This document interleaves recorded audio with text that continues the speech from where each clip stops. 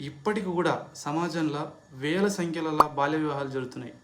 ఇది కేవలం ఒక కుటుంబ సమస్య మాత్రమే కాదు, భవిష్యత్ తరాలపై ప్రభావం చూపించే సామాజిక సమస్య ఇది. అమ్మాయిలకు కనీస వివాహ వయసు 18 సంవత్సరాలు, అబ్బాయిలకైతే కనీస వివాహ వయసు 21 సంవత్సరాలుగా చట్టం నిర్ణయించింది.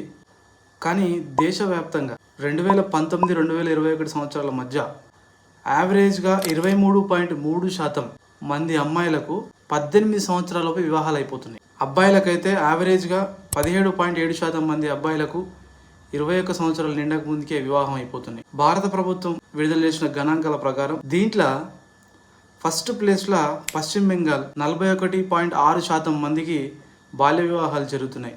ఆ తర్వాత సెకండ్ ప్లేస్లో బీహార్ 40.8% మందికి బాల్య వివాహాలు జరుగుతున్నాయి. ఇక మన తెలుగు రాష్ట్రాల్లో చూసినట్లయితే ఏపీలో 29.3%తో ఆంధ్రప్రదేశ్ 7th ప్లేస్లో ఉంది.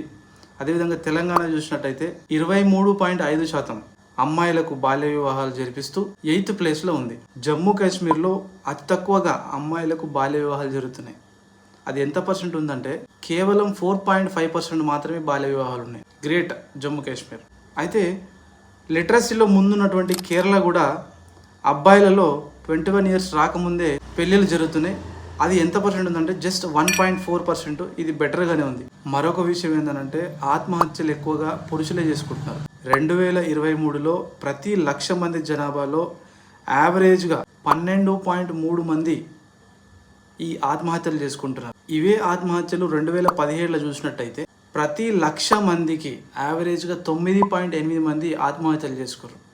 అంటే 2017 నుంచి 2023కి వచ్చేసరికి ఆత్మహత్యలు చేసుకునే వారి సంఖ్య పెరిగింది. ఇంకొక విషయం, పురుషుల మీద మహిళలు కేసులు పెడతారు కదా, అట్లాంటి కేసులు పెట్టే రాష్ట్రాలల్లో గత ఫిబ్రవరి 19 నాటికి దేశంలోనే వెస్ట్ బెంగాల్లో అత్యధికంగా పురుషుల మీద మహిళలు కేసులు పెట్టారు. పురుషుల మీద 10,54,000 కేసులు పెట్టారు వెస్ట్ బెంగాల్లో.